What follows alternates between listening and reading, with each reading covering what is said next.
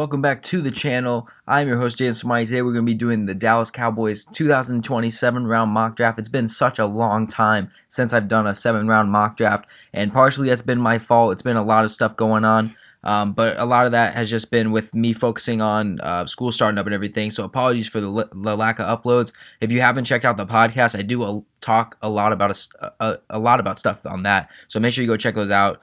Those haven't been getting the most viewed, but they're my pride and joy doing those things, so make sure you check that out. But other than that, we're going to get right into this Dallas Cowboys mock draft. We know there's a lot of Cowboys fans. This offseason is going to be weird for them. We hope that everybody on this screen is going to be coming back, and we'll talk about that a little bit later. So with the first pick for the Cowboys, at pick 17, I have them taking Grant Delpit, the safety out of LSU. Now, Delpit has had a down year based on his standards. Coming out of last year, everyone thought he was a lock for a top 10 pick.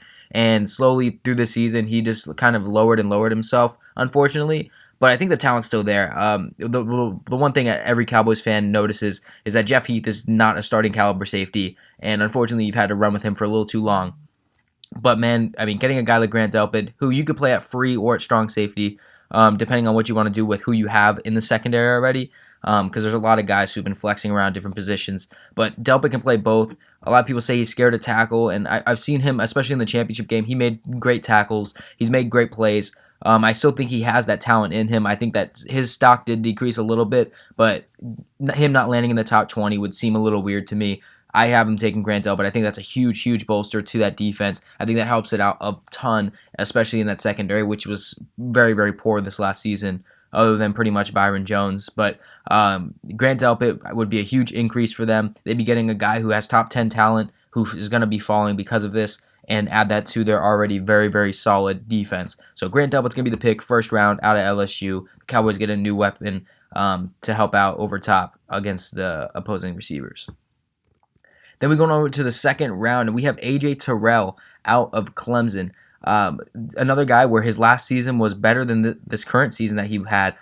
He had 3 interceptions last year, and then only 2 this past season. Then 53 tackles the previous year in 2018. 2019, he only had 34. So he did go a little bit down, especially in that championship game. We saw a lot of his mistakes getting exploited a little bit. But LSU's receivers are kind of insane, so it's understandable. But I still think he's a solid corner. I think he's going to fall to the second round. I think he's still going to be pretty good. 6'1", he's a good height, pretty decent size at 190. I think he's a very solid talent. You're just hoping that you can get what Clemson got out of him as a sophomore in 2018. But he's very good against the man. He has great pass deflections. We've seen him pick, but he's a decent tackler as well. I don't see any risk in a pick like this, and especially with out of all the free agents you have, I think Byron Jones is probably the casualty that's going to be had. Hopefully you can bring him back, but at this moment in time, it doesn't look like so strong that you're going to bring him back.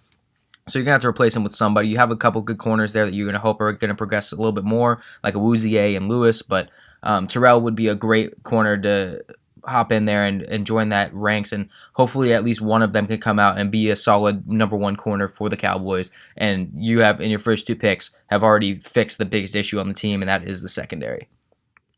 Then we go on over to pick number 3, or round number 3, pick 82 for the Cowboys, and I have them selecting Hunter Bryant, the tight end out of Washington. Now, the news has come out where Witten might not be coming back. There's rumors that he might go over to New York with Jason Garrett and join back up with him.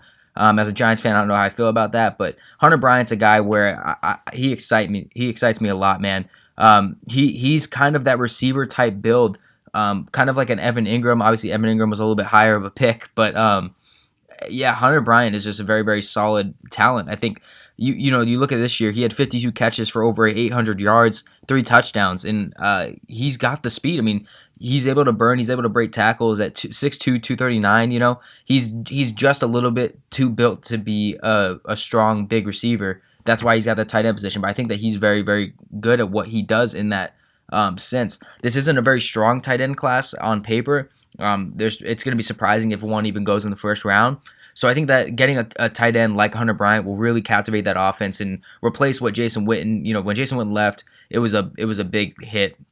And I think that I'm forgetting the guy's name, unfortunately. I don't know why I'm forgetting it, but the tight end that he's had success there, but not consistent success for the Cowboys. He's a free agent as well. So they'll have to either re-sign him, re-sign Witten, or they'll have to figure out something. And I think you're at the point where you need to get a weapon at the tight end position, especially with how the rest of the NFC East has. Jordan Reed, Evan Ingram, and Zach Ertz are very, very good tight ends. So when you look at that, you're gonna realize, hey, you're gonna need a tight end. I think Hunter Bryant would be huge, especially with the plans to re-sign Dak on the tag. You're gonna need some weapons to help him, especially with his new Mike McCarthy offense. So I think that the more weapons you can get, the better. I don't think receivers that big of a need. I have them getting Cooper back. So Hunter Bryant's gonna be the pick out of Washington, and no ifs, ands, or buts about it. That's a great pick for them. Then at pick the round 4, I have them taking Anthony Gordon, the quarterback, out of Washington State. Now, Cowboys fans might be a little bit torn on this, but here's where my thinking is, okay? You got Dak in the 4th round back in a few years ago, and he's trying not to be what you are.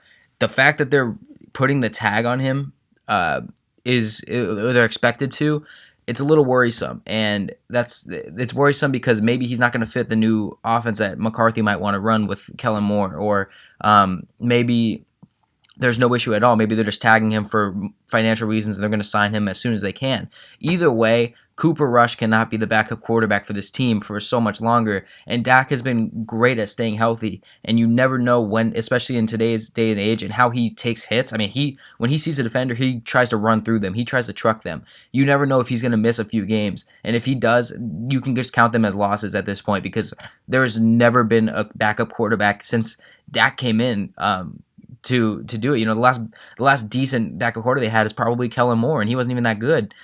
So get a guy in the 4th round where he can at least be the backup for you. He had a very, very solid season for Washington State. A lot of people have him as a very, very solid talent, hopefully an NFL starter.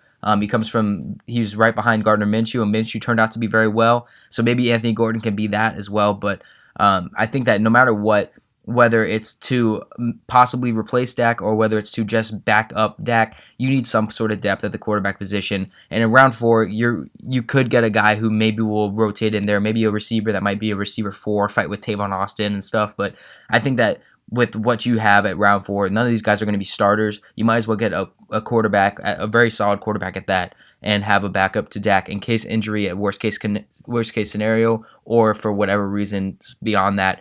I believe Dak is the guy, but you need some help just in case. So Anthony Gordon is going to be my pick out of Washington State. Then we go on over to the 5th round, and I have them selecting an edge rusher out of Nick Coe, not out of Auburn. Nick Coe, he was seen as a very, very solid piece, especially coming into this year. 6'5", 291. He's very good. Another guy where he had a great season last year, 7 sacks, 13.5 tackles for loss, and this year he wasn't really integrated into the defense as much. Only 15 total tackles, 3 tackles for loss, no sacks this year. Just a huge decline from his first 2 years in the Auburn defense, and it sucks to see. You'd hope that his talent really isn't gone, and I don't think it is. I think that they can get something out of him.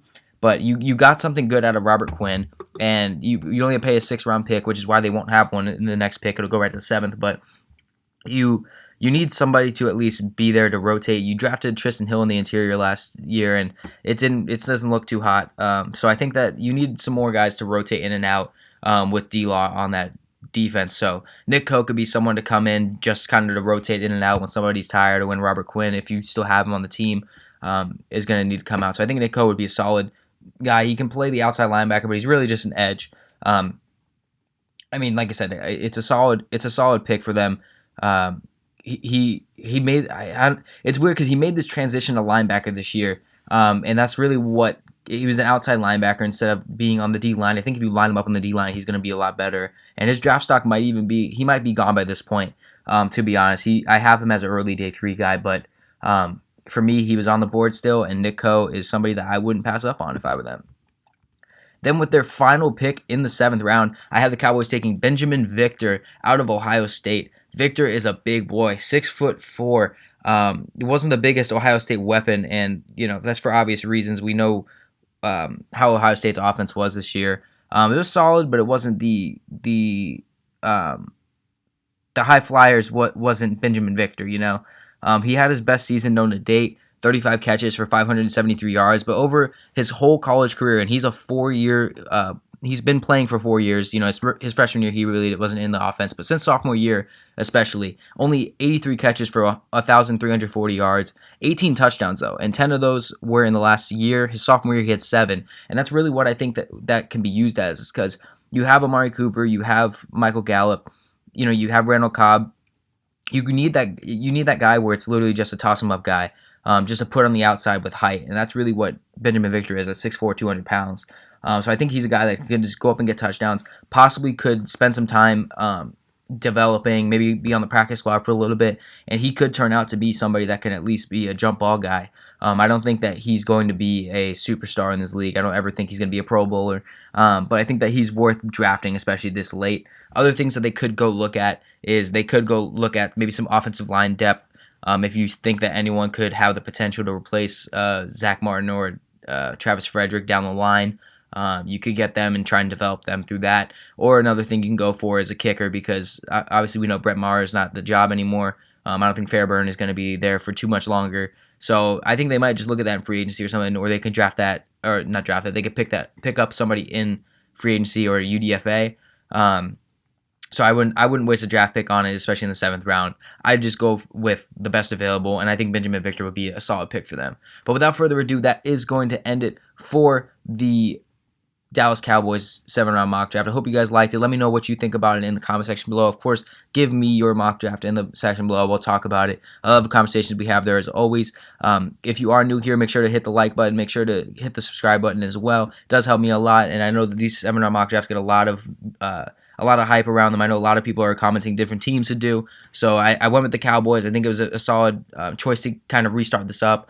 And we're going to go from there. So leave comments down below what team you want me to do next, and I will get to it. So that is going to do it for me. If you didn't like the video, make sure you refresh it, try it again, give it a like after that, and we'll see you in the next mock draft.